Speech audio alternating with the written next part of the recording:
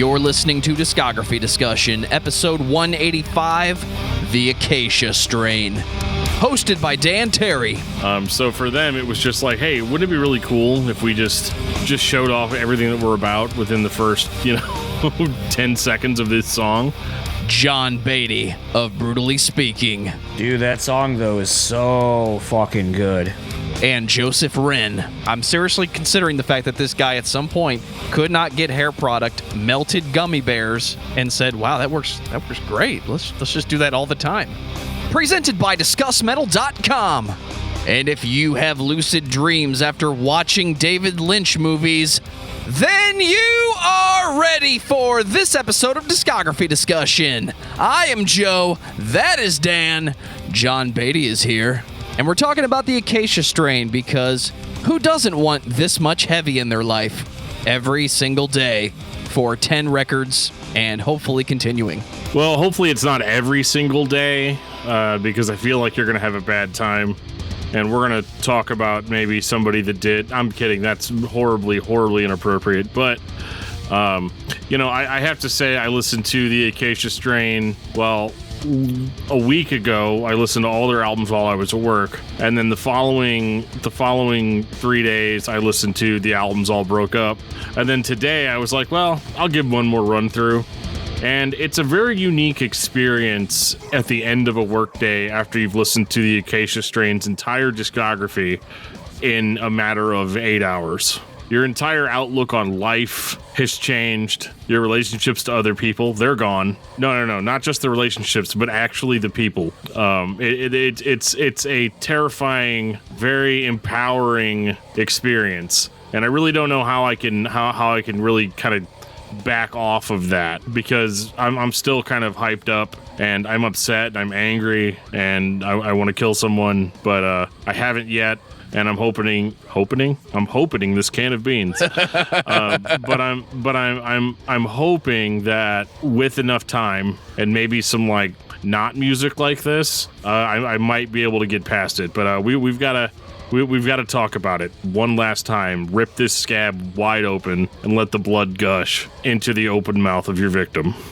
One less mouth, one less complaint. It's the other way around, but still. Hey, the sentiment is real. Ugh. I was listening. I had a real motherfucker of a day at work, and let me just tell you that I don't think this helped. Every time someone brought me a new belt, and we were like, Fridays are supposed to be an easy day. It was not. My coworker who was working in freight got dumped on too, and he was supposed to leave a half hour early. So every time a belt came by after we were told 1 o'clock, you guys will be done, getting all this shit. 2:30, an hour before we're supposed to close, and we don't send things out on truck shipments that late, and you're just I just want to kill you. I think at that point I was on Death is the Only Mortal, so I was really just I just want to fucking skin you alive and just watch you bleed out. I feel like that's what I need to do right now. So are you saying that listening to the Acacia Strain corrupted you internally, but Cannibal Corpse did not? I'm definitely going to say that listening to, spoiler alerts, from about Wormwood to Grey Bloom definitely put me in a really shitty mood. I don't know if Dan can say the same thing, since we both listened to the entire discography today. But I will say, those handful of records really started having an effect on my day. And I don't know if it's because it's hot and I don't work in air conditioning. I'm lifting 140-pound conveyor belts and putting them in boxes and lifting them and shit like that. I don't know if it's, the byproduct of a long week, mixed with the soundtrack of literally feeling like I'm in hell and wanting to kill everybody to satiate my carnal desires. But I definitely think there's only so much Acacia Strain someone should listen to before you get to the newer stuff, where there's a little bit of brevity and experimental sounds going on that kind of breaks it up. Personally, that's my final thought. It was great having you guys. Thanks for having me on. Well, before Screwtape writes his nephew a new letter, I'm going to take this time to say thank you to everyone for listening to the podcast. Thank you for listening and for subscribing. If you are not a subscriber, then you can find everything Discography Discussion at discussmetal.com. We are on Spotify, Apple and Google Podcasts, TuneIn Radio, Stitcher. So if you have an Amazon Echo or a Google Home, you have no excuse. Ask it to play the latest episode of the Discography Discussion Podcast, and it will. We're also on Facebook and on Twitter at Discuss Metal. Be sure to like, favorite, and subscribe. It really helps us out. It lets us know you're listening. And now Dan is going to tell us all about 5-star reviews. Well, on a normal day, on any other episode, I would tell you that we do, in fact, love 5-star reviews here on Discography Discussion, but I do feel like, considering the type of day I've had and the listening that I've had to subject myself through for the past week, I need you guys to do something that will restore my faith in humanity. This couldn't be more important. Leave us a 5-star review, or leave us a 1-star review. Leave us whatever kind of review you think that we deserve. But I really appreciate you guys that have done it, and I love that you guys are sharing the episodes online. You're letting the world know that this podcast exists, and that we are out there talking about some of the most messed up bands really that exist. And, again, I need you guys to do that stuff, because right now my love for humanity is at an all-time low, and I need some sort of pick-me-up. I need you guys to convince me that Vincent is wrong. Is that fair? I'm just glad you actually called him not Vince, because that would piss him off even more. No, I mean, it's always, in my brain, it's always Vincent from the Acacia Strain. Absolutely. It's how it should be. That's how it is. Hey, Dan, do you know what humanity we haven't lost faith in? Who's that? Our beloved patrons. Oh, you know what? Actually, I do know who they are. Do you want me to say who they are? You should definitely shout them out right now. Alrighty, well, I'm going to shout you all out, and thank you so much. You guys are definitely not on my list. You're on this list, but you're not on the other list. And that would include Alexander, Brandon, Miranda, Brian Dean, David Brown, Isaiah Eldridge, Jeffrey De Los Santos, The Actual Mac, Jeremy Prince, Josh Moser, Kiki Kuti, Do You Love Me? I Do Love You, Ken Zapla, Lance Alligood, The King of Metal, Patrick Asplund, Samuel Woodward, and Tantalized Fungians. Thank you guys so much for helping me restore my faith in humanity. Once a month, every month, you guys are there to let us know that we do not have to take the show off the air, but we can, in fact, continue thanks to your financial support. Hey, John. Yeah. What's going on Brewtally Speaking this week? It'll, as of when we're recording this, you'll have already heard the Theo Vanderloo episode, which we've been sitting on for like 5 months, because none of the festivals and touring have happened, so there's that. So you can already have heard that. As of when this is dropping, we are going to be dropping our episode with Josh Schreiner, and we should be dropping the Doc Coyle live episode, I think is the one going. Or it might be Ross from Enjoy the Ride Records, where Dan and I talked a whole lot about vinyl. So just pop over to there and see what's going on. Google's the thing. Use it. BruceSpeakPod.com. Yeah. There was a tweet from Reduce Right Dave asking, what's a good podcast about metal? Adam Cox replied, The Canadian Geeks, Chatting Metal Podcast, Decibel Geek, and something called Discuss Metal, featuring a guy named Discuss Metal Dan talking to people about metal all the time. I mean, sometimes we talk about metal. Seems like lately all we talk about is video games. The last one that I did, me and the dude just talked about Final Fantasy for like half the runtime. In regards to episode 24 of the Discuss Metal podcast, Brandon Kellum said, you didn't ask for it, but here it is. Discuss Metal did the most comprehensive story of my life. From my time as a professional wrestler, years of skateboarding, my first nu metal band, and what's next for Amstam. I'm always interested in what's next for American standards. I listened to that episode, and all I learned is that apparently Brandon Kellum is as good a singer as he is a guitar player, and that's why no one wanted him as either. Oh, wow. That's rough. Shit. Hey, man, he wants to rip on me for not being able to get in the ETID show, so I figured this is just a podcast beef that's just going to keep going. Well, there we go. Well, over on YouTube, in reference to episode 181, Dark Tranquility, Satanic Puppy Overlord says, Dark Tranquility has done it all. They're in my top 5 favorite bands. They've done straight-up thrashy melodeath, experimental weird early melodeath, synth-laden melodeath, prog melodeath. Oh, did I mention melodeath? No, I don't think you did. And I totally understand when you guys say the early records are kind of blackened sounding. One of the big influences of Gothenburg scene was dissection. Additionally, the weird mythological lyrics sync up with black metal. I agree with that, and I'm glad somebody else agrees with me too, because I kind of just expected the answer to just be like, poser, early metal death's got nothing to do with black metal. And I'm like, I don't know, man. Raspy vocals and keyboards and stuff. I don't know. I'm flying by the seat of my pants here. I just say whatever genre name pops into my head. I can't help it. So, Dan, tell me about the Acacia Strain. Well, I'm glad you asked me that, Joe. The Acacia Strain is an American metalcore band, not a deathcore band. Don't you ever call them deathcore. And they are from Massachusetts. And, they put out a lot of albums, 10 of them to be exact, and they are certainly aggressive. Let's put it that way. The Acacia Strain is exactly the kind of band that your parents assume that all heavy metal bands are like. Super loud, check. Heavily distorted guitars, check. 3 guitarists, check. Or at least at one time.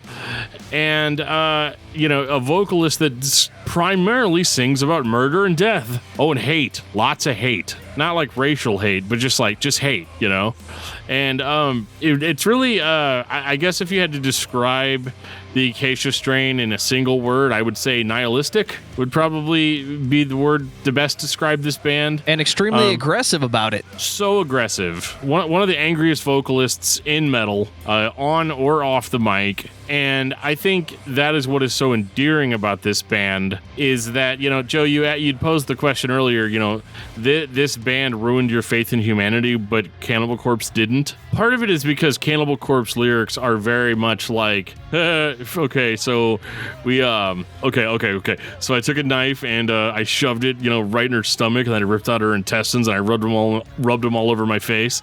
That's so cool, right? You guys think that's funny? It's cool, right? Wink, wink, wink. This is so funny. It's like a horror movie. The Acacia Strain's not like that.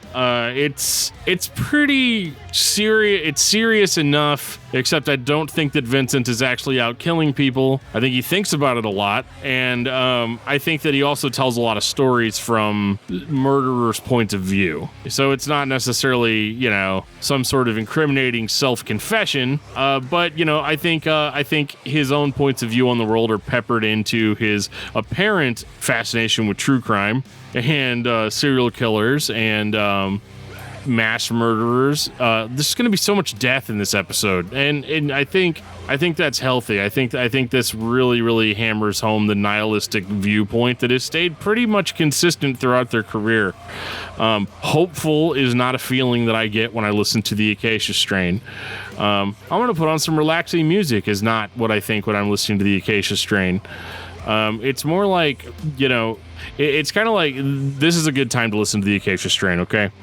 You have been working all week, 80 hours a week, and you come home from work only to find out that your electricity has been disconnected. That's a good time to listen to the Acacia Strain, obviously on headphones in your rapidly depleting cell phone battery. Unless you're me, in which case you have several battery packs charged at the ready. All electronic devices can be ran off of USB. It's 2020, people. Well, then you can certainly listen to the Acacia Strain at that point.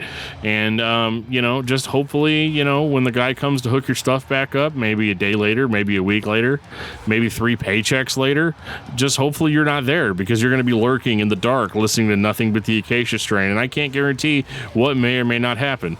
I'm joking, of course. Obviously, this is a very therapeutic and very musically intense, and dare I even say experimental band at times, especially looking at their most recent output being probably the most experimental that they've ever been. John, what is your history with the Acacia Strain? So it was kind of funny because going back and listening to the discography today, for some reason I thought I was like really far behind on when the Acacia Strain kind of came into prominence, and I realized I was not too far behind when the band started kind of coming into their own. A local venue here in town, which actually is getting ready to come back, apparently, question marks. The owner used to sound check to Car Bomb. And so I remember being like, what the fuck is this? Because if you're at a venue and hear it over like the PA, especially when they're trying to like mix and level everything, it just sounds huge. And they're like, oh, is this band the Acacia Strain? So right out the gate, like I pretty much have been following the Acacia Strain since 3750. Didn't know much about the first record, which we'll get into here pretty quickly. But yeah, I've been pretty much following this band pretty much from the get, and it's kind of crazy because, you know, I think, you know, you and I have kind of talked about how maybe the Acacia Strain could almost be identified as like the AC/DC of this genre of music. Like, you know what you're going to get. They, up until recently, didn't really deviate much from their sound. It was consistent, it was good, and it was pissed off as fuck and just kind of made you feel like, you know, like at your worst, someone apparently out there has more fucked up feelings than you do. Evidently, yeah, and we're gonna get into a very, very, very interesting example of that later on in this chat. Whenever we're talking about worms being in some woods, but I definitely think that this band is very important, and I have to disagree with you a little bit, John. I do notice quite a bit of variation, especially when you go from like their first album even all the way up to, you know, they took a couple of records to craft their sound, and we're gonna get into that. Yes. Well, how about we just get into it? Let's do it. 2002, and life is very long.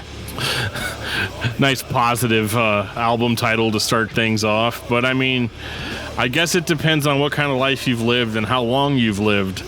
But man, this is actually probably one of my favorite kind of metalcore records, because this is metalcore before metalcore, like before it's metalcore incorporated, right? So there's a lot of different elements thrown in here. You've got obviously your kind of convergy hardcore in there, but then on the same token, you've also got like death metal influences. It's like a really good blend of death metal and hardcore. Not really even any grind, but this is before they were just like breakdown, ultra guttural Acacia Strain. You know, this is where they're still kind of more like, I don't want to say digestible. It's probably the least heavy Acacia Strain record, and when you listen to how heavy it actually is, you're like, oh wow, so this is the least heavy, huh? It's kind of like me when I go to Taco Bell and I tried mild sauce for the first time, and I actually thought it was like super spicy. And then you get up to like Wormwood, and it's like this is the Diablo sauce, and like, so yeah, if I can't handle the mild sauce, I can't handle the Diablo sauce. And that's kind of what this first record is it's kind of the more mild Acacia Strain. Lyrics are a little bit more abstract on this record. I mean, he doesn't mess around, you know. I mean, very first song, Cable Ready Techno Slut. If I ever had a mind of my own, I'd cut myself a new mouth and bleed you a smile from ear to ear, a smile from ear to ear. And so, I mean, it definitely starts things off right, but these lyrics on this album aren't even close to what we're going to get. With all of that kind of out of the way, though, this record is still kind of if it was the fifth album in their career, I would say, oh, it's experimental. Listen to all these different elements. But it's not really experimental. It's more of, we've got three guitarists, and they all need something to do. So you get a little bit of that like multi-textured stuff. Knowing I'm going to have to beat myself, is this an anal situation where the band seems to be putting on this nihilistic persona, but then people that know the lead singer outside of the band say that he's spastic and has mood swings, and they don't know if it's a performance or if he's just absolutely out of his goddamn mind? That's hard, because I don't think that musically this is that different from... I don't think this is that different than some of the other metalcore bands that were coming out at the time, other than the fact that the anger is much more pronounced than some of those other bands. You know, there are some guys that they scream and they growl and they do their death metal thing, because it's a style and because it's something that they heard somewhere else and are trying to emulate. But I think in the case of Vincent, you believe it. You believe the anger, whether it's anger for the specific things that he's talking about, or if it's anger for like something maybe something different, or just angry in general. I think it's that one. But like, I believe it on a level that I don't believe it from other bands at the time. So it's funny. I was hanging out having some drinks with my wife before doing this, and you know, she's a big Amir fan, and I've always been a big Acacia Strain fan. And something, you know, as we go to the shows, and you know, I'm a fan of both bands, but I think I'm more of an Acacia Strain fan. And I remember being like, why don't you dig going to Acacia Strain shows? That, you know, Amir and Acacia Strain are kind of the same. She goes, Amir is fun. They don't mean it. Acacia Strain, they really mean that. And it wasn't until she said that I was like, yeah, I could see that. I think there's a lot of really cool, like, musical passages on this record that, like, you don't really get out of them for a long time. No. And obviously, like, Sloth Loves Chunk. That's one song. of the. It really, really is. And there's actually a little bit of melody, and there's weird kind of like harmonic tinges to some of the breakdowns and things. But it's so different than what I'm used to hearing, I guess. And maybe it wasn't that different for 2002, 2003, but like, I believe that like this was a very, very sincere and original effort, because I think one thing that people tend to ignore about the Acacia Strain is, I mean, this is early 2000s. This is before. I think sometimes this band gets blamed for being ripping off of an existing style, but I really like looking at the actual history of the band. I don't think that that's the case. I think they get lumped in with a lot of bands that started after they did, and after they were doing this. And that's one thing that I kind of had to tell myself when I was going into this band, was that, like, you know, I'm going to hear a lot of stuff that I've heard before from other bands musically, but I also have to take into consideration the time period and realize that this was actually super original for that year, and that this sounds more modern than I think it's really given credit for. And the only aspects that I hear that remind me of other bands remind me of things that bands did in the early to mid 90s with death metal screaming thrash, you know, like your Cannibal Corpse. The guitars will play off of each other and they'll put together a passage, but then you have hardcore dissonance, which I've never heard in this combination, and I definitely don't think you've heard it in 2002. No. I think what's interesting about this record, and like I sent Dan a message earlier today when I was listening to it, because I wasn't sure if we're going to do this, because to some people, this isn't the Acacia Strain.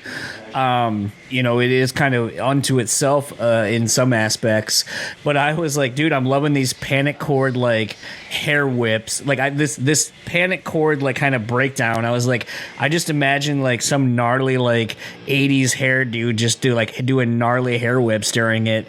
And it definitely put a vibe in my head, and I was like, I could totally see, like, so my wife sometimes and I will go see shows and we'll see bands, and you're like, you see a band and they're not big, they're not famous, they don't really have a name behind them, so you know, they don't have money for like nice clothes or things like that, so like they're just kind of wearing whatever, and they look kind of like a hodgepodge band. And a lot of times my wife's like, well, yeah, that's what bands who aren't, you know, like the headliner have been around for 5-10 years, like that's what they look like. They look like a band that is just who they are.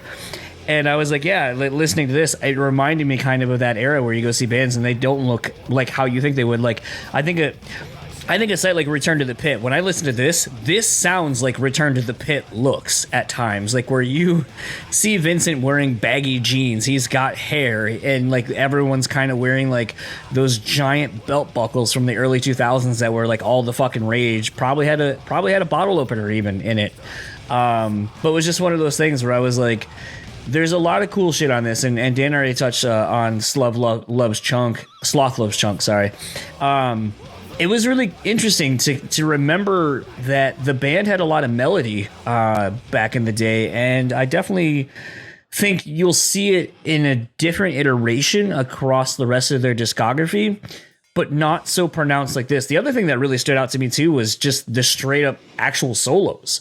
I think something we've talked about previously in some of the other discographies we've talked about is at this time, solos weren't really a thing. So the fact that there's quite a bit of soloing going on these records, and this one especially in 2002, is kind of interesting as well. I don't know if anyone else kind of really picked up on that or thought about that, but like it was kind of interesting thinking back to that time period and being like, well, I guess it's a thing. Well, now you say that there's a lot of fans that don't consider this to be the Acacia Strain. Why would that be? Because this doesn't, the tone of the guitars, even with there being 3, it doesn't sound like, I mean, as soon as we get into 3750, there's a drastic shift in tone on guitars.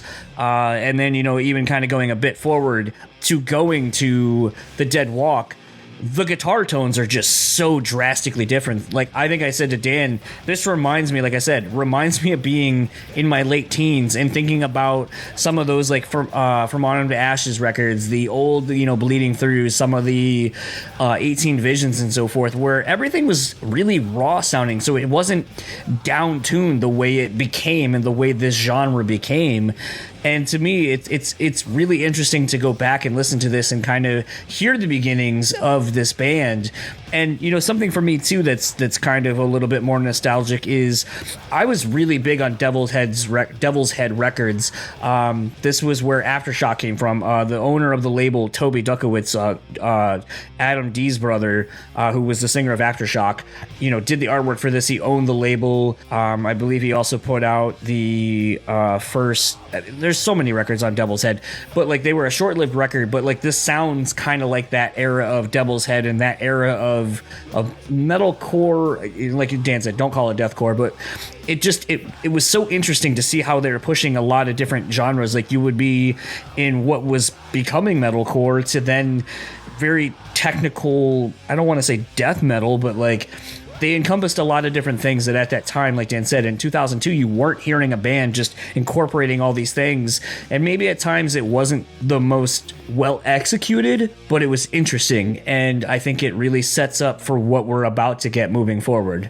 Yeah, I agree. I think that this record was a great starting point. I mean, to me, it sounds like the Acacia Strain. It just sounds like the early version. It sounds like they're still trying to figure out where they want to be in metal. And, they definitely figured it out pretty quick. 2004, 3750. $37.50. $37.50. $2, sir.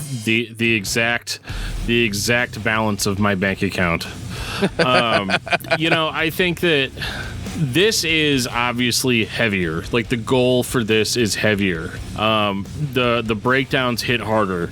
The vocals are more somehow more acidic than they were before, angrier than they were before. And I don't know how that's possible considering, I mean, I know how it's possible because I've heard the record, but like, I guess what I'm getting at here is that this record is such an expansion on the sound. And we were talking about earlier about how the last record, sounds like a lot of other bands that we've heard, but we were not hearing those bands back in 2004. And this comes across as very modern. This is a record that I feel like could have come out yesterday and would have had the same kind of the same level of impact. In the sense that this was pretty much heavier than everybody in metalcore, at least. There really wasn't a whole lot of like deathcore, stuff going around. I don't think that the Job for a Cowboy stuff had started yet, at this point. And so right now, as far as like no gimmick, heavy hardcore metal, the Acacia Strain was just killing it. I mean, the lyrics on this record definitely take a turn for more of like misanthropic, I guess, a hatred for humanity, and he's gonna tell you exactly why. As we go in, and this is where we start talking more about like I don't know, like more like death and destruction. I killed them all. They're all dead. Every single one of them. Oh yeah. Well, that's a sound clip, but you get what I'm saying. It's actually a sound clip from Star Wars Episode 2, Attack of the Clones.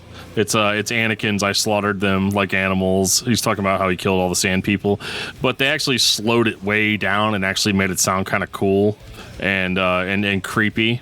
But it definitely sets a vibe. And with song titles like "Sun Poison" and "Skin Cancer." Great song.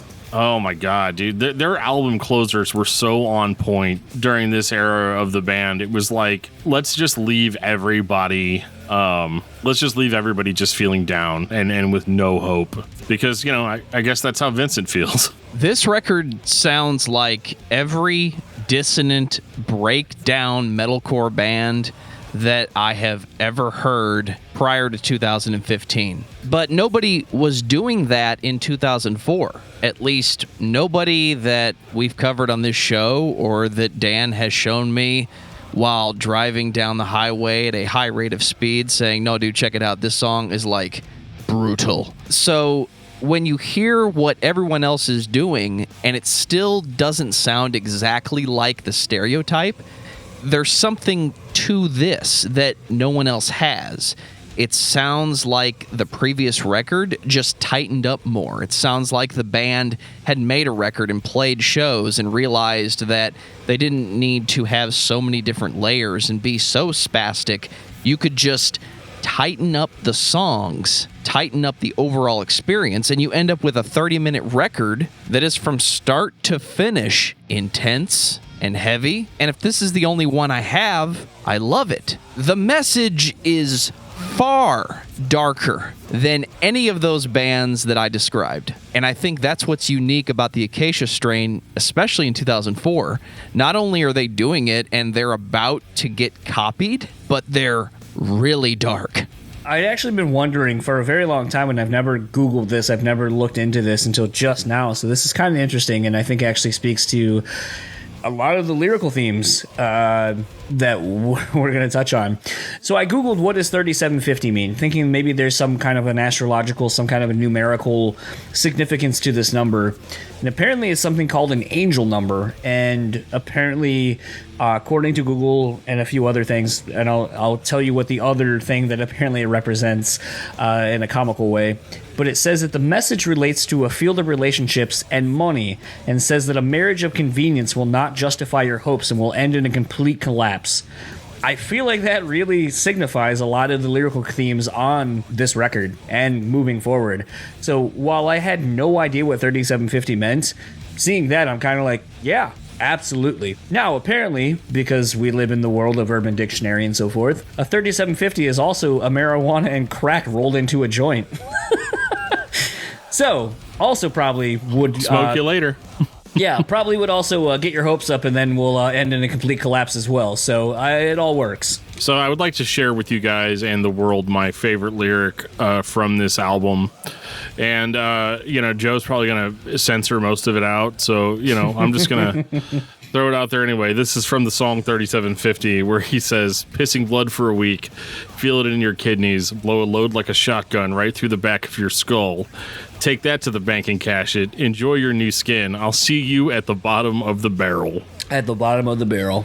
Oh, at the bottom of the barrel, over and over and over again. And man, that Does this make you realize that the first Glassjaw record, which I don't like, pales in comparison to misogynistic lyrics? 100%. And this isn't even the worst of it, because this is for lack of a better word, kind of funny. It's funny in the Acacia Strain vein of funny. There is a very, very, because in addition to the hopelessness and the anger and the frustration and the anger and the anger and also the anger, there is a sick sort of humor that comes out of some of these lyrics.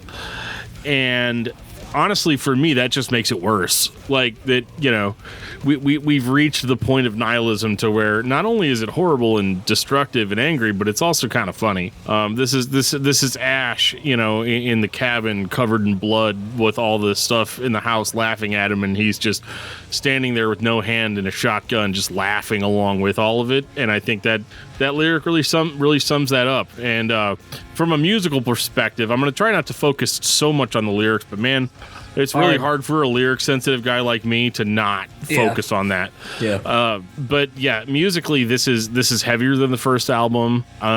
Everything hits harder. Everything's more in your face. There's not as much melody, but they still kind of have a little bit of that harmonic sheen to a lot of their riffs, and they will go into kind of more melodic sections, which I think really works for them. But for the next several albums, they're going to act like it doesn't work for them. Like at all. So yeah, like this is a great record. I like that it comes in a small package. The only complaint I had for the previous record is that I do feel like it kind of overstayed its welcome. It was a little long. If you're a diehard fan, of course, you always want more. But I think in this case, I think that this was like a shotgun blast, right through the back of your skull. It just gets in and gets out, and that's it.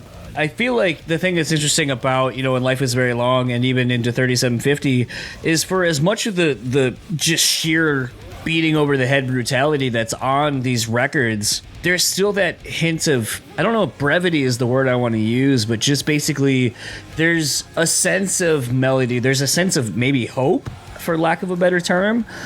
And it's one of those that juxtaposed against the rest of these records on these first two, it's a really interesting juxtaposition of sonics that, to a degree, they kind of play around with over the next handful of records in different ways, but they don't do it the same as they did on these first two. And I don't know if Dan would agree with that. I don't know if Joe would agree with that, but that's something, as I literally listened to everything all in one shot today, that like was something that really stood out on these first two records is the glimpses of melody and hope that I kind of got against the very severe backdrop of just horrible shit.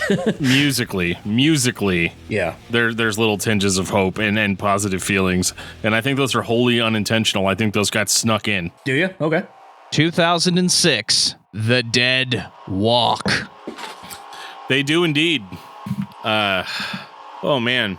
So, I would just love to say something, Dan's already pointed out, and something that I will probably beat to death, as the Acacia Strain likes to do. This record's got so many fucking great one-liners, or as I have come to start calling them, great, like, merch opportunities where there's a fucking slogan on a piece of merch with a live shot on it, and you're like, hell yeah. They're basically the song that everyone shouts out to. So, like, even like 4x4, why don't you strap a mattress to your back?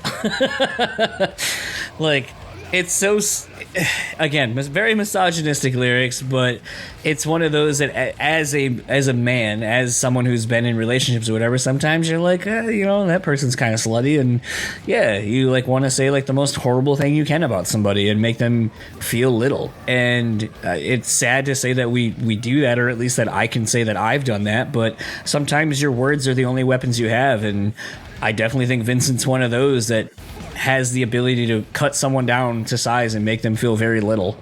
Having listened to the new song by the Wolves or Closing In, I'm starting to wonder if they were listening to the Acacia Strain this week, because I thought Alluring Deviant was the most negative thing I listened to today. Then I went back and listened to the Acacia Strain just to make sure I had all the records fresh in my mind for this discography. No, the Acacia Strain is much, much more negative. And if the songs weren't so negative on this record, I agree with John. There are so many t-shirt opportunities here.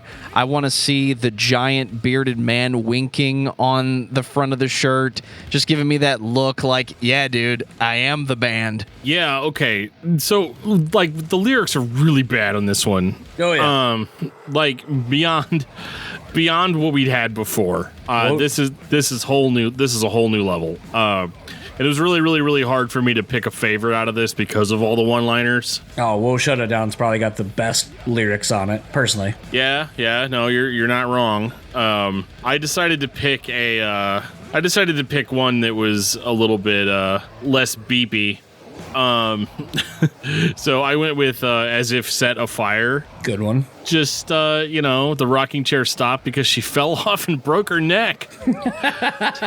Now she lay there wishing for help or wishing to die, sticky with blood and hoarse from all the constant screams for help. I heard her, but I didn't care. One less mouth to feed, one less complaint. Ooh, I mean, if that doesn't say it, I don't know what does. You know, something else that I think is pretty interesting about this, and we're going to start to see it a little bit more as we move forward, is the fact that, like, on Predator Never Prey, Phil From All That Remains is on this, sounding really brutal. Like, at this point, I think maybe The Fall of Ideals would have been out. So, like, at that point, they were still a primarily metalcore band that dealt mostly with, screaming and so forth, and didn't really have a whole lot of cleans. So it was kind of cool, the use of other people's voices on this record to kind of make a lot of different sounds and textures to this. But yeah, kind of like Dan said, like, I mean, even the intro to this record, and something that from this point forward, kind of moving forward, that and that was redundant, that's always great, is every record has a fucking gnarly intro, and Sarah in the End, I think, is one of those where you're like, all right, cool, and then straight into Burn Face, and you're like, fuck yeah, I'm all about this. I'm ready to, like, just fucking two-step and beat people up and give someone next to me a bloody nose because they were fucking looking at me wrong, and I don't give a shit. Yeah, I mean, we're back in it. It's the fucking deathcore stereotype of the breakdown before the beatdown. You have to set the pace for the show you are about to put on, even if that show is so fucking negative. Well, and that's the whole thing, though, is that, like, this wasn't even deathcore. No. This is another example of they're doing this kind of before everyone's doing this. So for them, it was just like, hey, wouldn't it be really cool if we just showed off everything that we're about within the first, 10 seconds of this song? And I love that. But, like, one thing I like about this band is it's very easy to listen. If you're not paying attention, if you're doing something while you're listening to these records, you are doing yourself a bit of a disservice, because there is subtlety, there is technicality, there's a lot of weird variation in these breakdowns that I think is missing from bands that kind of copied that sound. Yeah. And I think that's really important, because, again, if you're not paying attention, you're not going to necessarily pick up on that. You're just going to be like, wow, yeah, it was like super, super heavy for like 40 minutes or so, and I was stoked and I was in it and all that. But, like, the reality is that, like, nobody was really doing this before them.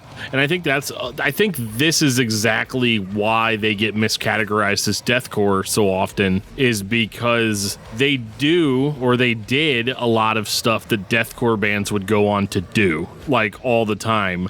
But this really isn't deathcore in the sense of, like, breakdown, a little bit of tremolo picking, some high-pitched screams, mostly guttural. And then, like, maybe if you're like Winds of Plague or something, you're going to throw some, like, keyboards behind it or something like that. But for the most part, Acacia Strain keeps it real, and that's the thing that I like about this record the most, is it's kind of one of the most organic sounding records that they have, in that it's still heavy on its own merits without a lot of that studio assistance that bands would get. As the 2000s went on. Absolutely. Like, this is just created, this is just a pure sound created by guitars, bass, and drums, and the most pissed off dude that we could find. I think something else that's kind of interesting too, is this the most aggressive Adam D produced record we've ever heard? This is before he started cleaning things up significantly. Well, actually, it's not. I've heard super clean Adam D records before this, but...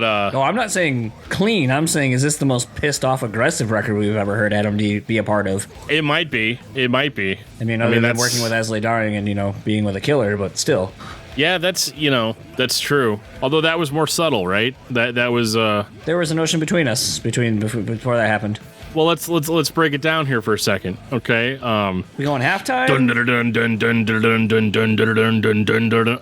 But, like, basically, the thing that I hear people say all the time is you have a super brutal band, and then Adam D comes in there and he cleans it all up and he makes it sound really, really, really cool. And then that's whenever you find out that this band actually isn't heavy. They just couldn't record properly before.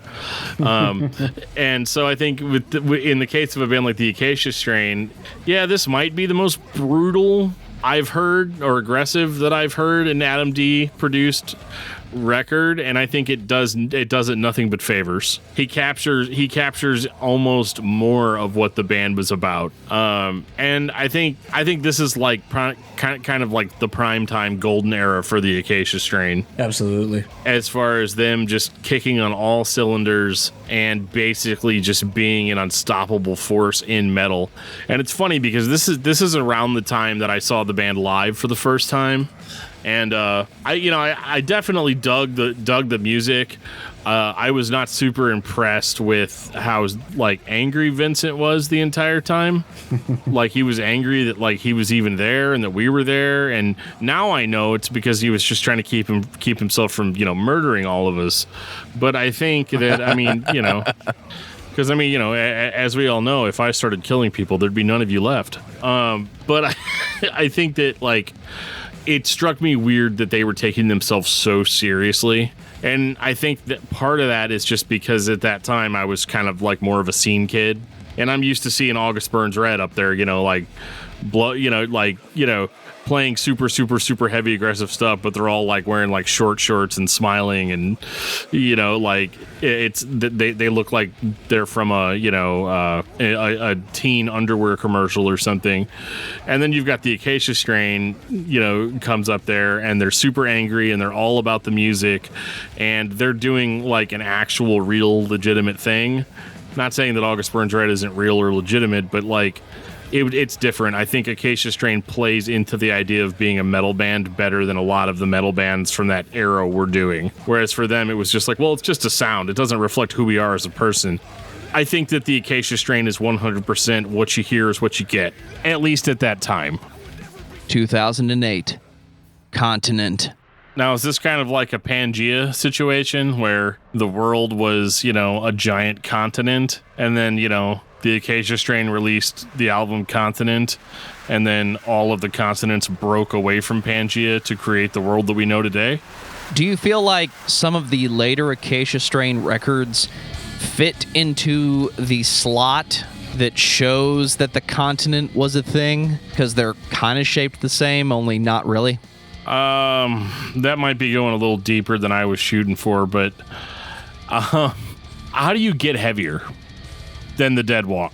This, but like, I mean, logistically, you're already basically, I mean, okay, maybe they're not the heaviest band in the world, but they kind of are that for me, especially after this week. They're hard in a very intangible way. And I think the anger really, really carries a lot of that. So whenever the Acacia Strain's like, yeah, we have this new record, it's called Continent, and it's our darkest record yet. Like, are you kidding me? Like, is the music video going to just be like 3 straight minutes of you guys blasting and blowing up a baby? Not entirely wrong. I can't imagine it getting any darker, but here we are.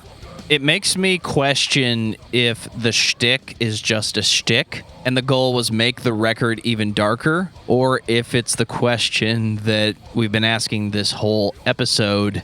Is this guy just that negative all the time? John is nodding his head. What do you think about that? When I got to this record, and the thing that keeps happening, I honestly can't think of another band where this has consistently happened, record in and record out, where I'm like, this is the heaviest fucking thing I've heard. They somehow were able to step it up a notch and become more focused and pissed. And listening to each of these records so far that we've talked about getting to Continent, you're just like, Jesus Christ, this, and no pun intended, because there's a song Jesus fucking Christ on this record, or JFC, but like, this record is heavy straight out the gates.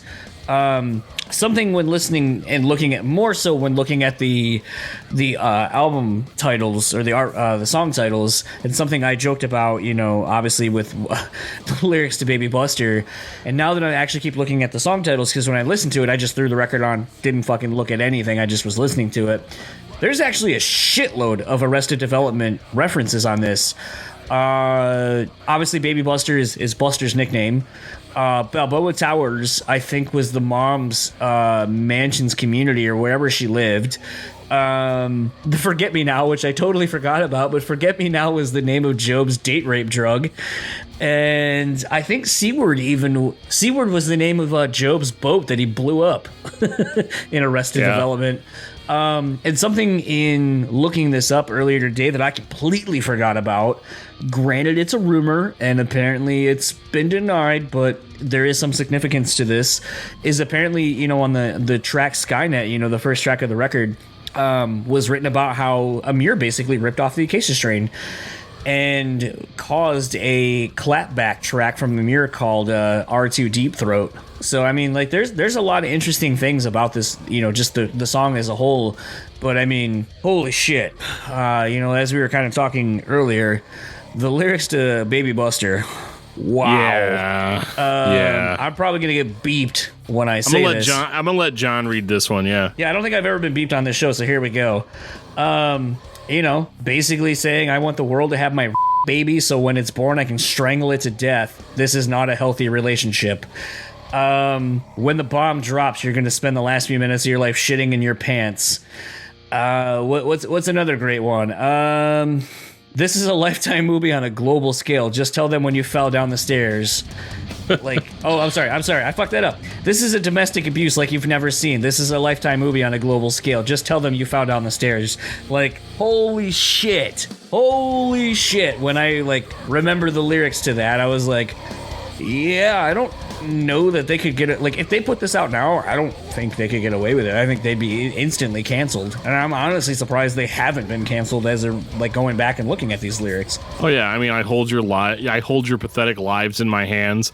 If you won't die for me, you will die because of me. I pulled the trigger on the entire human race. This is as big as murder-suicide gets. Yeah. I mean, I'm really not trying to play down how dark this fucking message is, but John, when you're talking about all the references to Arrested Development, that's almost like the camouflage where they can just point and say, no, see, it's a joke. We're making fun of that show that we like. Trojan horse in the truest sense of the word. I mean, even JFC, a song that is probably one of their hits, quote unquote. I mean, every time I see them, they always play this song.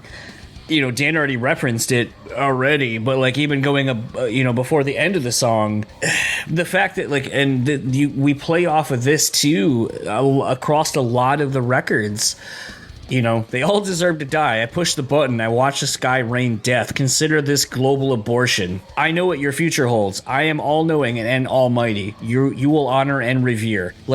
There's this kind of alpha omega god complex at times that's sort of omnipresent throughout a lot of these lyrics, and you're just like, fuck, man. Like I said, listening to these records and remembering some of these lyrics as I got these records when they were coming out, and like I said, some of these lyrics do end up on shirts. They do become the songs and the lyrics we all sing out loud. There's one on the next record that is huge in the live setting, and it's fucking abysmal. And it's one of those that, shouting it out loud, you're kind of yeah, this thing, whatever the lyric is. But as you kind of think about it when you're not in that moment, you're like, God, what a fucking horrible monster I am saying and shouting out these lyrics, or even wearing shirts with these lyrics on them. What do people think of me when I'm wearing this? How do you show someone a song like JFC or even Baby Buster and just be like, yeah, I'm into this band. What do you think? I think you're a fucking horrible person who probably needs to have psychological help, because this is not okay. I mean, it's fine. It's artistic expression. It's not fine, dude. It's not fine. It is fine, man. I am lyric sensitive. I am not the lyric police. I do not care what you write about, because if this is the only way that you can get these feelings out, then you do it, This is not, I'm not going to be one of those people that says that oh, well, I always knew that guy was going to kill somebody. Don't get me wrong, it'd be really easy to convince a jury of that. Well, let's just read a sample. Let's read a sample of Mr. Bennett's lyrics today and get an idea of what kind of person he is, And so, but at the same time, this is not new to heavy music, or even music in general. There's a lot of messed up country songs that really, I mean, absolutely seem to somewhat echo some of these sentiments. I can't think of any of them right now off the top of my head, but I'm sure there must be something out there that's worse. But I do feel like this is the ultimate celebration of artistic expression, that you can put this kind of stuff out, that you can have a career. This is because I do somewhat consider metal to be something of a fantasy land, and it's your own playground that you can live in, and you can do whatever you want, consequence free. And this is a huge celebration of that, and I like that about it. And the lyrics, as dark as they are interesting. There hasn't been a single lyric that I've read from this band that I haven't been like, I wonder what the story is behind that, because I definitely want to know. I want to know the context, But I'm not going to ask Vincent, because I can Google that. I can YouTube that. The information is all at my fingertips, so I should not have to bother him and ask him about that. But I do think that, this has got to be therapeutic. If you really are that angry and that upset, and that spiteful, you got to get that out some way, instead of letting it fester, forever. And I hate to bring this up, but look at somebody like a Tim Lambesis. Most positive dude in the world. Well, till he wasn't. Maybe he's a positive dude again now, but all I'm saying is that you can't, sometimes stuff like this can be healthy. And so I think that there definitely is a place. I know I went off on a tangent about this, but there definitely is a place in the world for lyrics like this, if only to kind of put them out on paper and get them out of your head. 2010, Wormwood. Oh my God, we made it.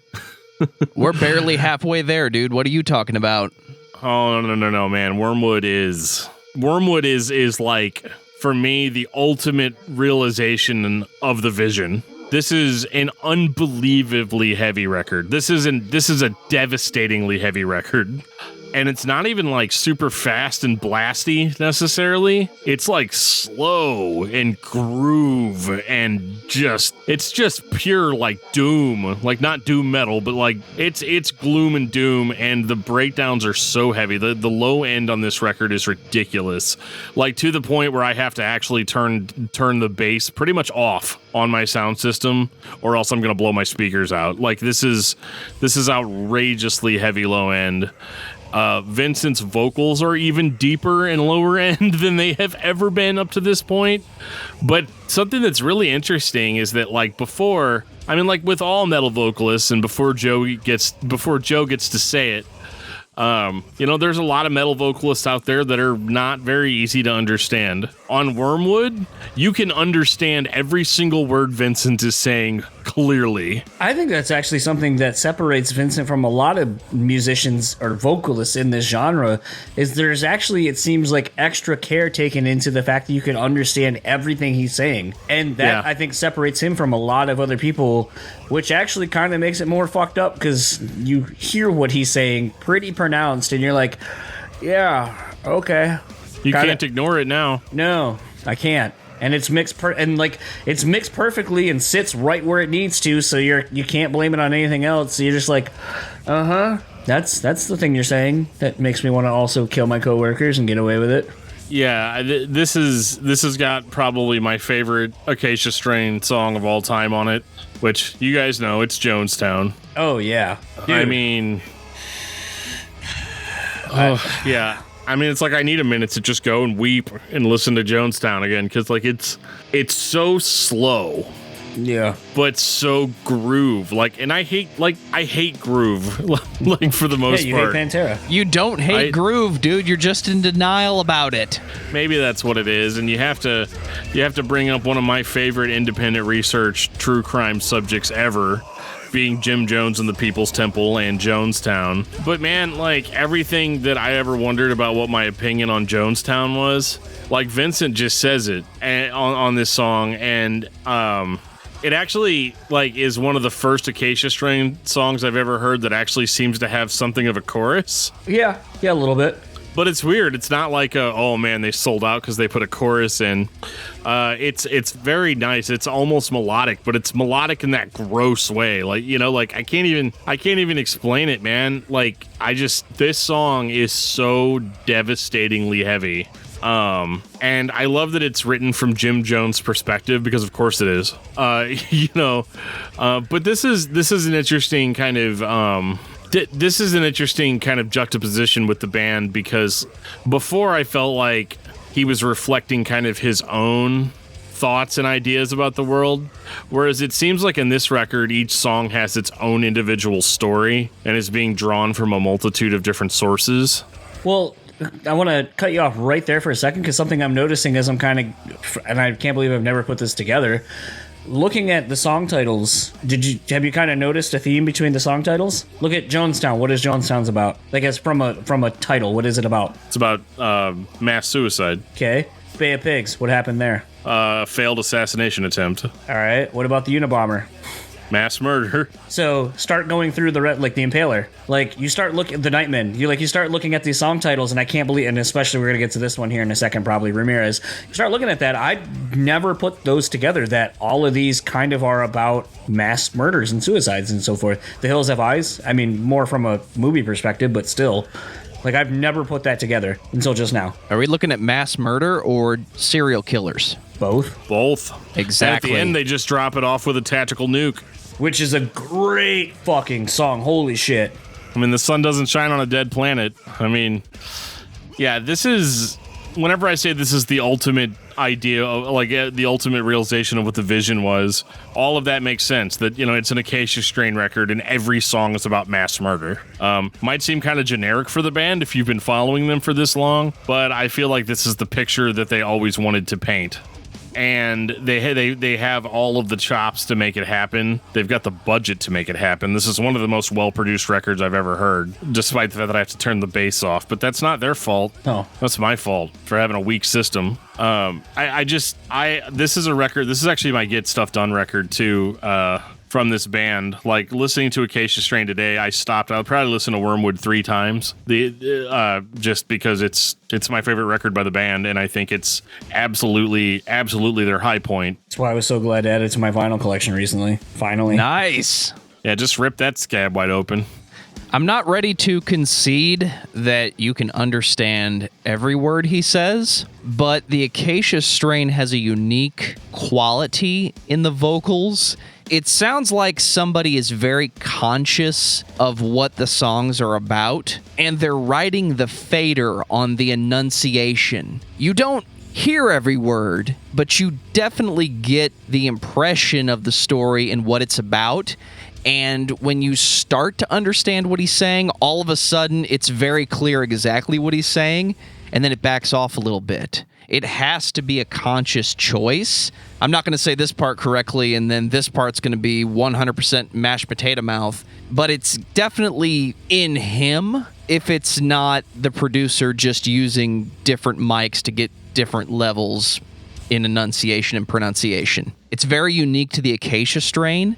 Most of the time, it's either you can understand what they're saying or you can't understand anything. This is one where you get it, even if this is the first time you've heard this style of vocals. Yeah, and I think also that, like, this band has been fighting their way up for years at this point. 7 years. And they are still perfecting that craft of, like, this is the record that I feel like this is the record that they always wanted to make.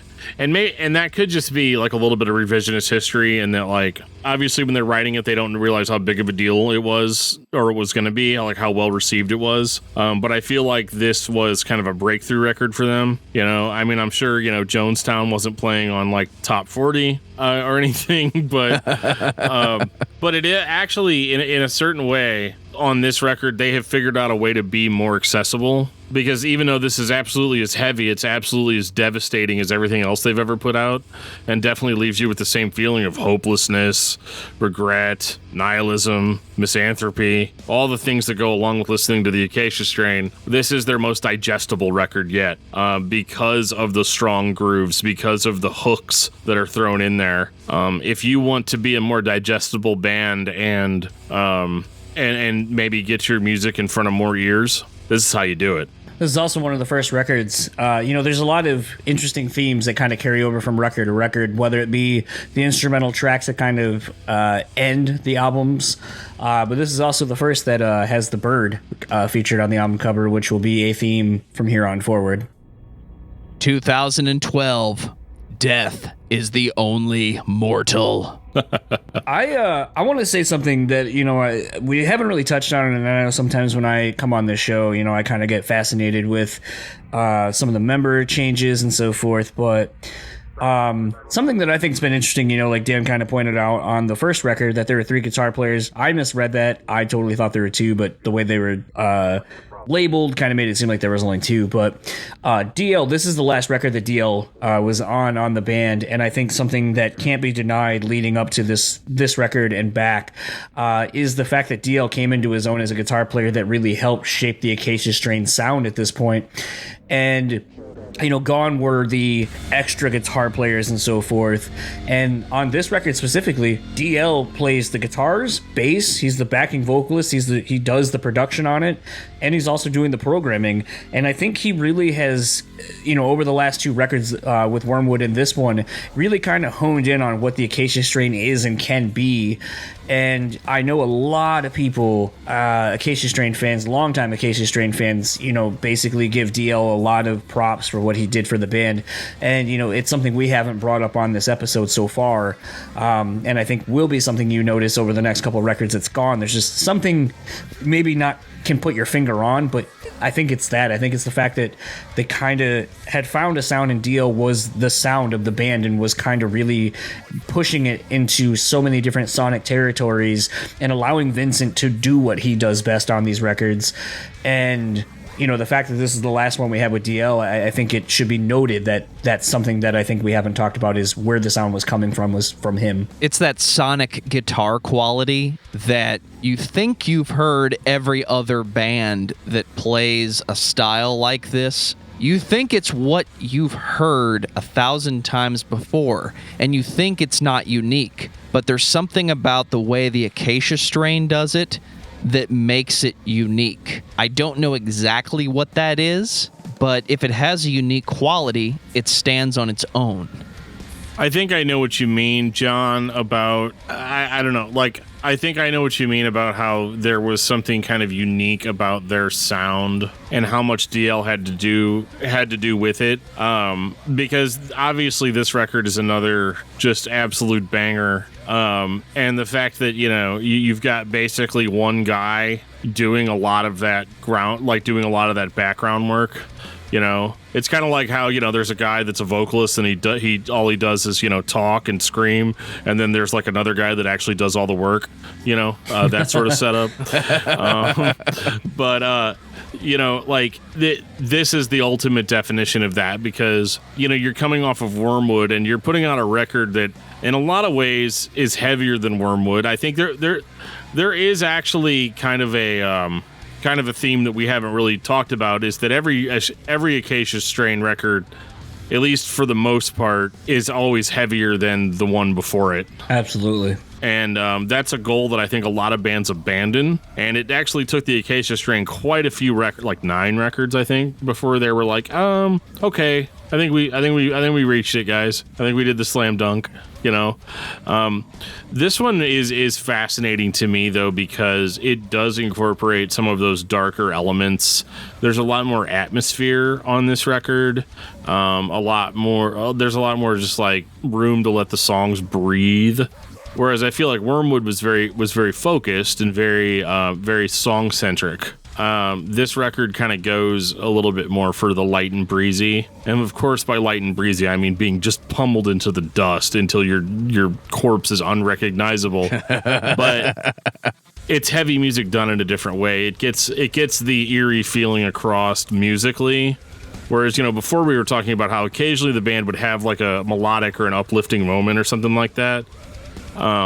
That sort of stuff kind of shows, like, this is the first one, and maybe even with Wormwood, where the music matches like 100% of the lyrical output. And so this record succeeds very well in just like kind of creeping me out when I'm not rocking out. And I really think that that's strong, and that idea that concept of maybe atmosphere versus brutality it's a subject that might come up later. You know, I think what's interesting too is some of the extra.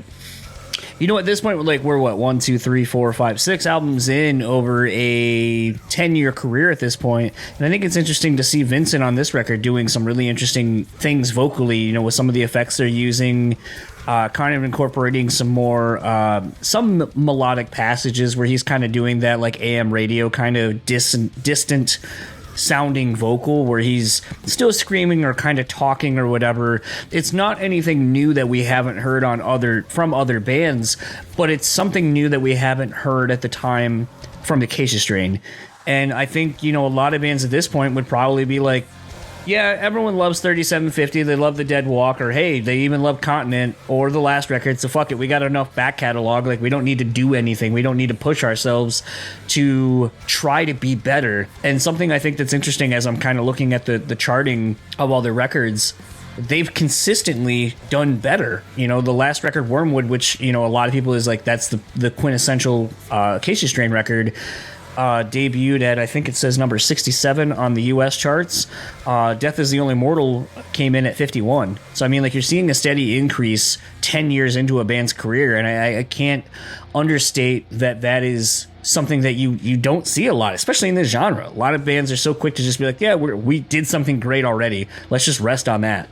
Yeah, absolutely. And I think another thing too is that, like, I start wondering how much longer they're going to be able to maintain this sound.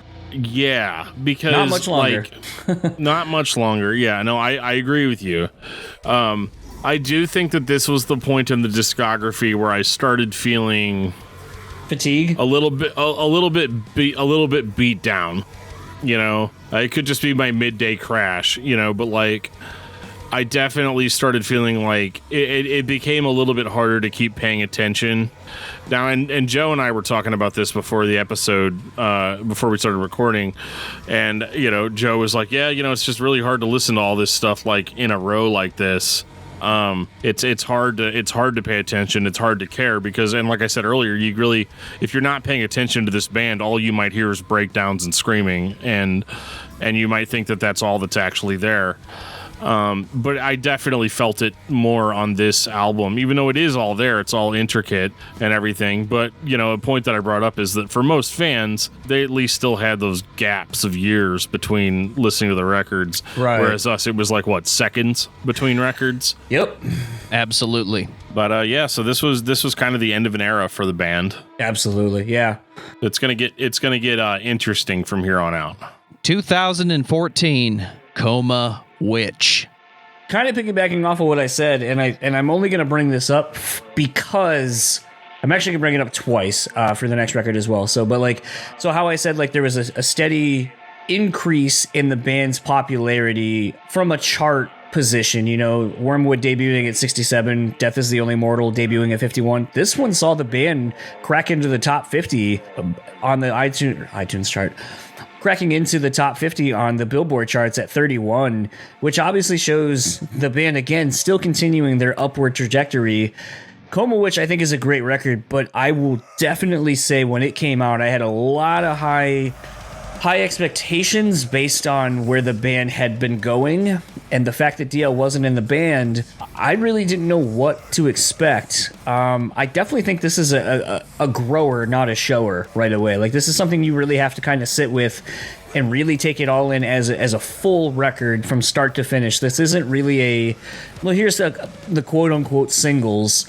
And I honestly got to say, it was seeing this album cycle a couple of times live for me to really kind of understand how some of the songs worked, and hearing them against the rest of the older material, where I was like, oh, all right, so this is kind of like this song off of this other record, like, all right, like, and then when you kind of start going back and re-listening to it, some of the things on the record kind of start to reveal themselves for what I think the band had intended the whole time. But I also don't know if in 2014 people are willing to give a record that much time for a record to grow on them. And I think it's just a thing where a lot of people, I feel like this is a very divisive record. Some people are like, it's great, I love it. It kind of starts ushering in the new era and the new sound of the Acacia Strain. And other people are like, this is where they lost me. Sonically, if you're listening to a band like this, you want it to sound like the previous albums. You want nothing but breakdowns. You want nothing but dissonant, growled screaming. If you needed an example to demonstrate that the Acacia Strain was ahead of everybody else, Dan said it multiple times at the start of this show. You didn't hear this in 2002. You didn't hear this in 2004. Everything that this band did was ahead of their peers. It was ahead of the style and its popularity. And when other bands were taking it too far, adding multiple electronic elements and studio fixing, the Acacia Strain was actually trying to take this genre forward. Is there another band that basically gives you an audible concept record like this? I can't think of one. I think this is the first one where they were this kind of artsy, I guess. And artsy is not really the right word for it, but because you use that too soon. I know. We're gonna get there, John. But I know. You know, I think that like this is the first record where I kind of started like, you know how I was talking about how like Wormwood is like so heavy and doesn't have like. And it's like all in the guitar tone and that slow, sludgy groove and the way it all just kind of comes together. This was the first one that, you know, I started feeling like the riffs and the breakdowns were starting to feel less crunchy and more bouncy. Yeah. And that unfortunately is just like a staple of what heavy music was, you know. And so I think that, like, in 2014, I don't know. I'm not going to make a big speech about it. It just sounds really genty to me. Yep. And one of the things that I liked about the Acacia Strain is that they were heavy without that. You know, I always compare the gent sound to, like, basketballs being bounced on a wood floor. You know, whereas, you know, the band's previous riffage was, you know, smashing my face against the gravel. And there's probably some glass in there, too, you know.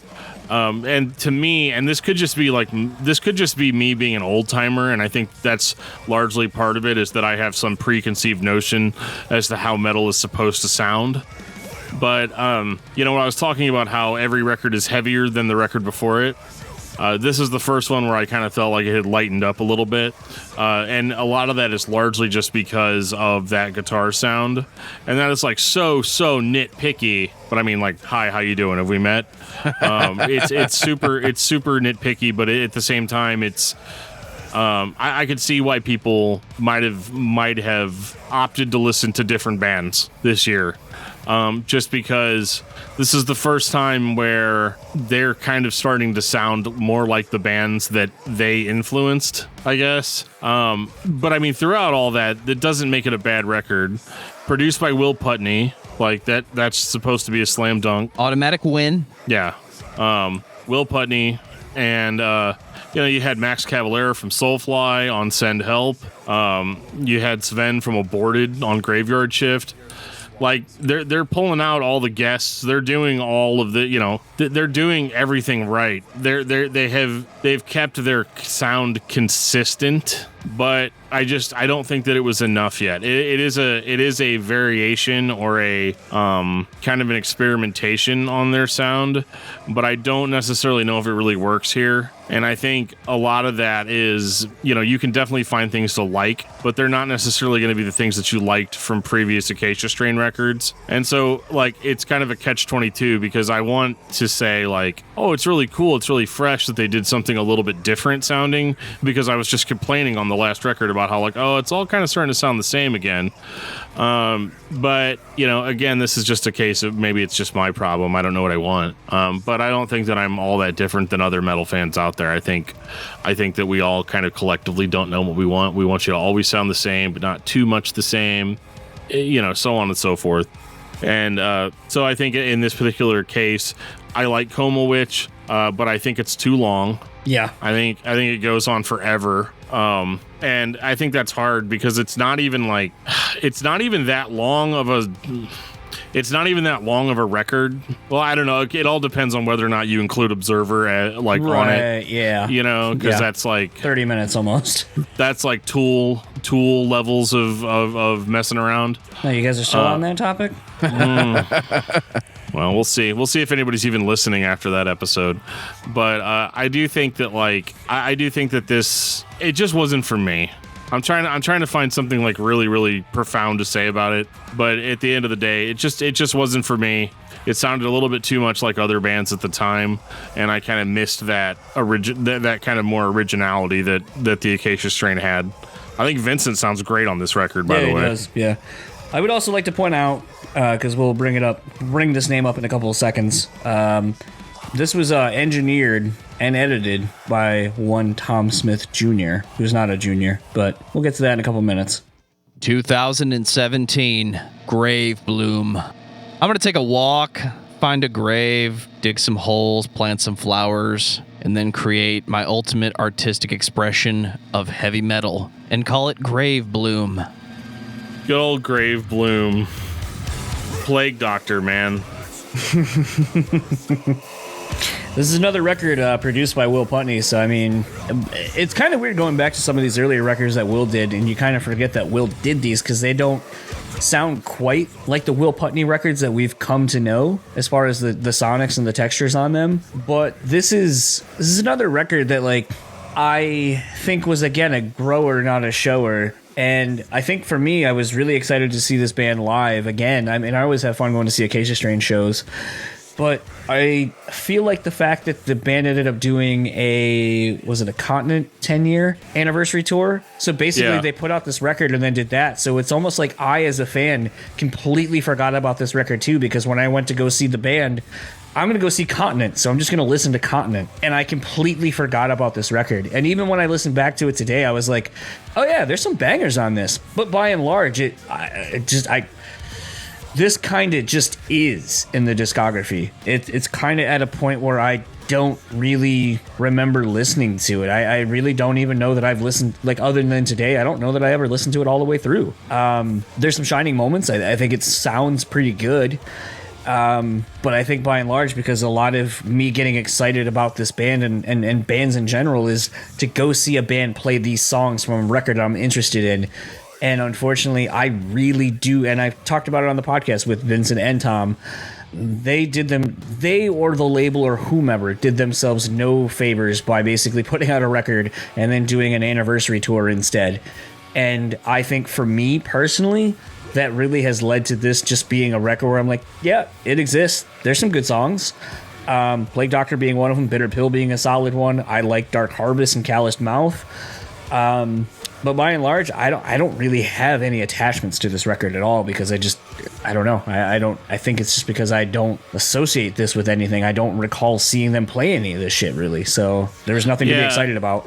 Yeah, I'm kind of on the same boat with this one because it's good. It's the Acacia Strain, but this is something that we say a lot on this show. Every band reaches a point where you hear a new record and you're like, yep, it's another Acacia Strain album. And it doesn't really do anything to separate itself from the pack.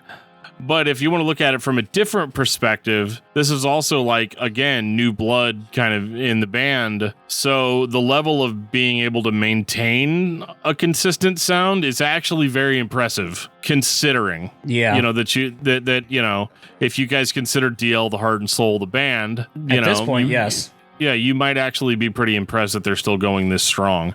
But I'm going to make my opinion. I'm just going to defer to Kerrang. Which is what Kerrang said about this record, and I agree 100% with this.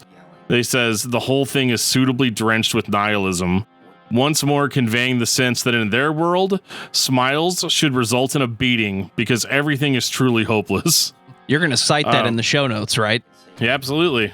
But I think that like one of the things to take away from this is that this band was absolutely able to maintain a sound with new members of the band, And I think that that's impressive, but I think largely John's right. You can't just go on an anniversary tour after putting out a new record. You're supposed to put your heart and soul and everything into this new record, and your goal is to go out on the road and convince everybody that this is the record that's worth buying. Whether you're a new fan, you're an old fan, whatever. But instead, you're going to go on an anniversary tour, which may or may not make people kind of yearn for the old days a little bit. Yeah. And that's hard. It's a hard call to make. Not a terrible record, but not their best. Well, somebody was listening to The Chariot in 2019. It comes in waves, one-word song titles, and it all makes up one sentence.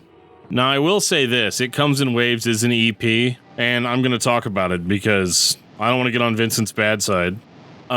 This is exactly what I wanted. Oh, yeah. John and I were talking about this incessantly whenever it was released, and this came right on the tails of John's 2 Acacia Strain interviews. I believe one was with Tom and Vincent, and then the other one was just with Tom. And you guys talked a lot about what the band was trying to do during this time. So you're partially right. So basically, I talked to Vincent and Tom on the Grey Bloom / Continent album cycle. Yeah. And basically commenting like, yeah, you guys shot Grey Bloom right in the ass because you couldn't support it. And they're like, yeah, nostalgia. And it was weird because that whole conversation, Vincent was like, and it made headlines, was like, nostalgia doesn't work. But it's like they're on a nostalgia tour.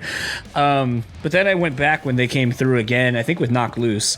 Or no, that was the Knock Loose show that I did that first one on. But regardless, talking with Tom, It Comes in Waves wasn't out yet, but he's describing it as this really weird, different Acacia Strain record. They're taking all these kinds of risks, and it's very arty. But then, just in case people hated that, they had another record that they were going to do that was more akin to a normal Acacia Strain record. And I remember being very intrigued, and we talked a little bit about it, but it's not like he played me anything from either record, so I knew what was coming.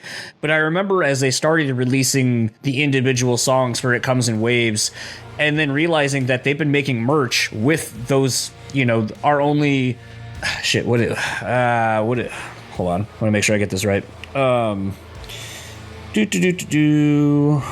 Pull up Apple Music, Acacia Strain. Because I'm trying to remember what the song titles were. It was Our Only... Yeah. So, basically they had printed merch that said Our Only Sin was giving them names. And, I have a shirt with that on it. And I remember being like, you motherfucker, you basically were giving away a clue the whole time. And we just didn't know. I remember when this came out, and I remember telling Dan, I was like, yo, have you listened to this? This is fucking crazy. And now, granted, I mentioned on the Grey Bloom thing, or on the Coma Witch, that Tom helped record with Will Putney. He was one of Will's guys at the studio, and then a couple years later, here he is in the band on the Grey Bloom album cycle. And this is one of the first things that he basically helped contribute and write for. And I'm not taking anything away from Devin, their other guitar player, or even, Griffin, their bass player, who had been in the band for a little bit. But I feel like Tom is someone who has really, especially on this record and Slow Decay, because I feel like you can't talk about one without talking about the other since they were recorded around the same time. I think Tom has brought something that we haven't seen since DL left. He kind of has brought interesting ideas, something that has created a definitive sound for the band to follow, and has given Vincent ample sonic textures to really explore new ideas, new lyrical themes, and so forth. And It Comes in Waves, which I was honestly surprised to see be lauded so positively, considering how different it was from everything we've gotten from this band, only has me more excited to see if the band will then go further down this direction and do maybe one weird record every so often, because we as the fans were like, yes, give us more of this, please. Yes, this is what I've wanted from the band, 4 albums in. Is when are we going to go a little bit more artsy? When are we going to go a little bit more experimental? And I think this works really, really, really well because, again, it's that contrast of atmosphere and brutality. There's a part, and I don't remember, it's either in them or it's in Names. I'm trying to remember which one it was, where it's like totally quiet. Oh, I think that's them. Yeah. And like it's totally quiet, and then like it just busts, like just suddenly this scream comes out of nowhere, and it scared me. Like I like jumped a little bit, and like for as much metal and hardcore and stuff that I listen to, like that is not a very common occurrence. And I think that like they really drew me in with the atmosphere. They drew me in with the melodic passages, and even the vocals are kind of down in the mix, in the sense that instead of being front and center Vincent like it always is, this is a little bit more organic, and it's a part of the music instead of just being the lyrical accompaniment. Also, the first time I've really heard Vincent go into kind of the more squeal, like the vocals are so low, he's finally getting the squeal in there, which I love hearing. It doesn't do very much for his "we're not deathcore" argument, but I do think that like I do think that like this is great. Like Slow Decay is great, but like this is what I wanted. This is what I would have wanted a full length of. And I basically got, I mean, this is still 30 minutes. It's not like a good, a good length and everything, but like this is what I think the future is for this band, because if they can on this, they've actually cultivated their heaviness and used it used it as a weapon in a way that they've never done before. Instead of like, Ted Bundy, well, not Ted Bundy's not a good example, but like, I don't know, like somebody that just straight up like runs in and murders somebody, like straight up just bludgeons you to death, like immediately. This is more like a Hannibal Lecter, where he's your friend and you guys hang out, and then he stabs you to death and then eats you. That's what this record feels like. It feels like Hannibal Lecter, You guys could tell you could probably tell that I just finished watching Hannibal on Netflix. Good choice. But like, it's fantastic, just like this record. And this actually was a really good soundtrack for that series, just because of the subtlety and the unexpectedness. Like, it actually is surprising. It doesn't follow the regular formula of their music. And so it was actually, in a lot of ways, one of their most interesting records to listen to, because I really didn't know what direction that they were going to go in at any given point. I really liked Coma Witch the first time I listened to it, because it felt like the band was taking the sound in another direction.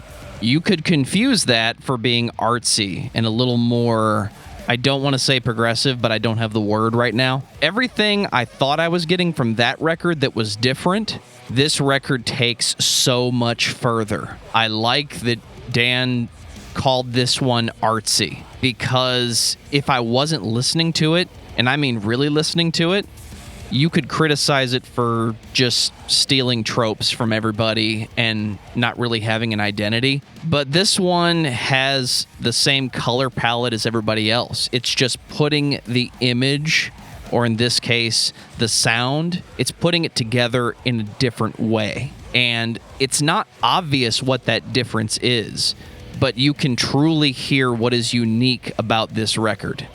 And we finally get to 2020, Slow Decay. I literally just opened my Slow Decay vinyl. I've not even opened it yet. I didn't know we were having an unboxing on this episode, John. Probably one of the very few bands I literally, like I said, other than the very first record, which does not exist on vinyl, this is the only band I own everything that they put out on vinyl. I'm slowly getting the rest of the 7 inches. I have all of the Decay 7 inches at this point. The only one, and a friend of mine's actually going to give me the Depression Sessions and Above Below, I think. So all I need is the Money for Nothing 7 inch of their cover, but it's one of the few bands I actually will own everything pretty soon. Usually I am not that nerdy about things and getting the EPs and 7 inches. I think as an Acacia Strain record, like as much as it's touted that Slow Decay is like, yeah, we did this experimental thing, on It Comes in Waves, but now we also put out like a more traditional Acacia Strain record.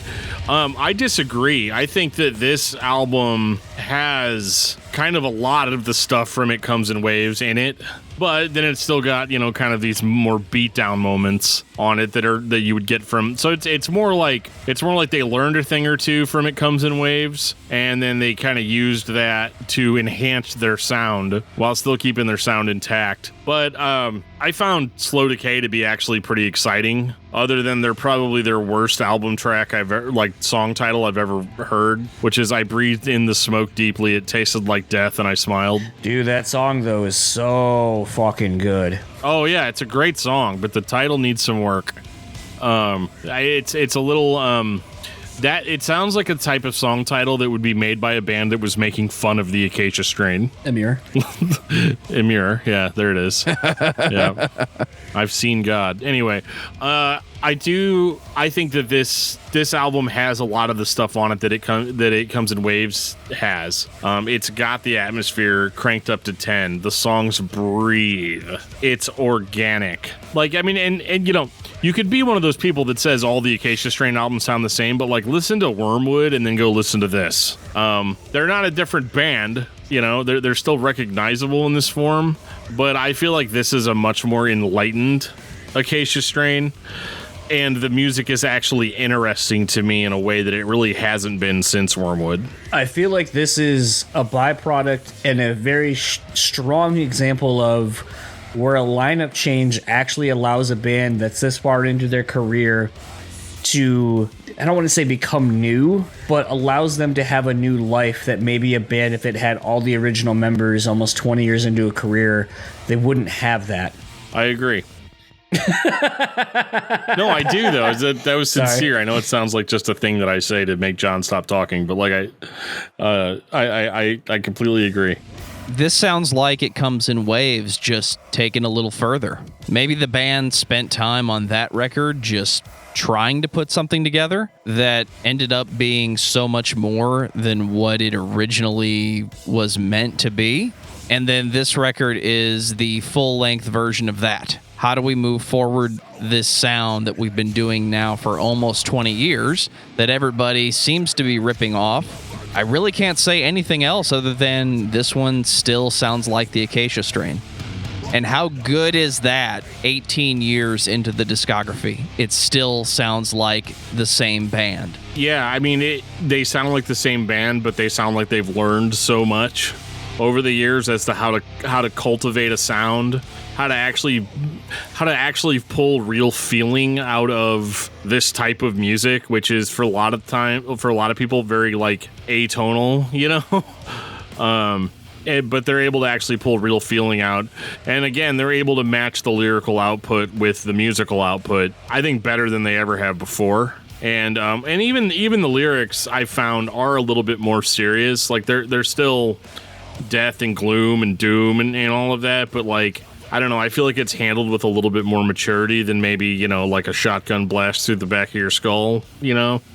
As a lyricist, Vincent's come a long way, and yeah, I think this record's killer. And honestly, I think it's a good jumping on point. If you didn't like the Acacia Strain originally, you might actually like this. This might not be what you're expecting. Final thoughts on the Acacia Strain, Jon Beatty. I think for a band that gets widely mislabeled as far as a genre goes, they aren't any one genre that they typically get defined as. They're that and more. I don't know why this band at times hasn't gotten bigger than they are, given the fact that they are at a lot of times at the forefront of the genre. But seeing where they are now with It Comes in Waves and Slow Decay, and seeing the general reaction from fans who fell off over the last couple of records, and I mean, even kind of to Dan's point, I saw a lot of comments on like some really shitty websites, like, you know, like a Lambgoat or whatever, where people are notoriously shitty just for the sake of being shitty, that are like, I don't even like this band. I checked out a song off of this. Wow, pretty impressed. And I think that speaks volumes in a genre that people are so close-minded to even give anything a fair shake that they just assume is going to be a particular thing, or written off because they didn't like one song someone showed them. I think the Acacia Strain has proven over an almost 20-year career that they're able to evolve their sound while still being fresh and innovative and giving longtime fans and new fans something to be excited about. And I'm so bummed that I was not, all the touring and everything fell apart, because by now I should have seen this band probably 2 or 3 times. There's something that they were going to do that I am privy to that has not been announced, and it's probably not happening and may not happen. But is a thing where I should have seen this band a couple of times, and I was so excited to see them now, to hear some of these newer songs live, because I bet they are fucking monstrous. They sound great on record, but I bet they're even more so live. And there's some songs that I think maybe you wouldn't expect to be good, and maybe you're like, that's okay. But I think if you see it live, you're gonna be like, oh, that was for a live moment, not for a recorded moment. And man, just as like I said, at the beginning of the show, coming in right around the time of 3750 and still being excited to hear new music from this band has me so stoked. And if you fell off, if you aren't listening anymore or just came on, how excited are you right now? Honestly, how excited are you to see where they go from here? And how often do you get to say that about a band that's been around for almost 20 years? Dan, what about you? I think the most interesting thing about the Acacia Strain is that, this is a band that has 10 albums, and we just did an entire discography discussion on them, and never once did we get to the point where we were like, oh my God, where did it all go wrong? We sort of did. How could they have done that? We almost did. Not really. It was still like, yeah, but it's a good album. If you're a fan of the band, you're gonna like it. This band didn't ever have their Saint Anger. They didn't have their X Factor. They didn't have a record where we were just standing there completely flabbergasted. The worst thing that this band could be accused of is maybe not varying their sound enough, but obviously they're working on that, and with really great results. I definitely think that this is a band that if you are not in a good place mentally, probably not the best band to check out. But if you're just here to hear some heavy riffs and beat the crap out of your friends in the pit and then slit their throats and hide their bodies, underneath your porch, the Acacia Strain might be a band that you would want to check out. I've been watching a lot of true crime on Netflix while listening to the Acacia Strain. And it's been a very enhanced experience because of it. All that joking aside, though, I think that lyrically this is actually they're very creative. And again, like I went on for an hour earlier about artistic expression, I think this band is a success story on the freedom of artistic expression and the positive effects that it can have if you can pull any positivity from it at all. You've got good songs that you're going to enjoy listening to, and that in a certain sense you're helping somebody get their mind and thoughts out there, no matter what those thoughts might actually be. The Acacia Strain is so fucking dark. The imagery in the lyrics, the sound of the music. It's really hard to listen to this and not just call it deathcore to justify it to yourself. You've heard a lot of what this band does in other bands. I'm confident that those bands listened to the Acacia Strain and said, guys, we need to do this on the next record. It's really hard to listen to it and not call it deathcore, because so much deathcore sounds like what the Acacia Strain does. The best thing I can say about this band is I hope Dan is correct and this is some sort of therapy, because this much negativity could easily slip past the casual listener, because the casual listener is listening for the heavy. They're not actually listening to the lyrics in most cases. They want to get in the pit. They want to throw down. They want to high step.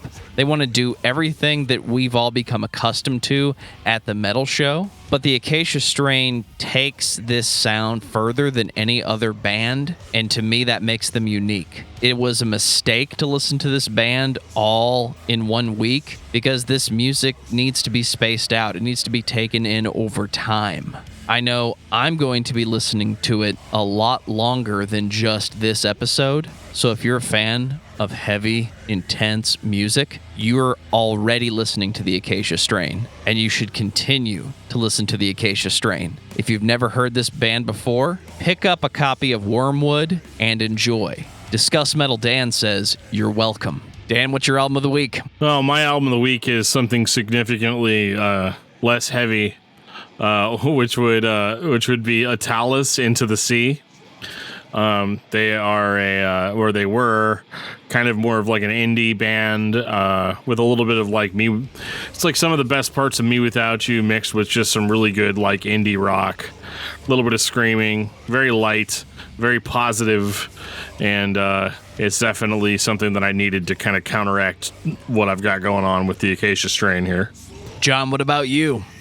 If you've been following me on Twitter the last 2 weeks, this will not come as a surprise to you, but it's sort of in the same vein as Dan. It's been TLC's CrazySexyCool. Been finding a lot of sonic textures in that record that have been, at least in a pair of good headphones, that have been making me just repeatedly go back to that record. So that's been mine.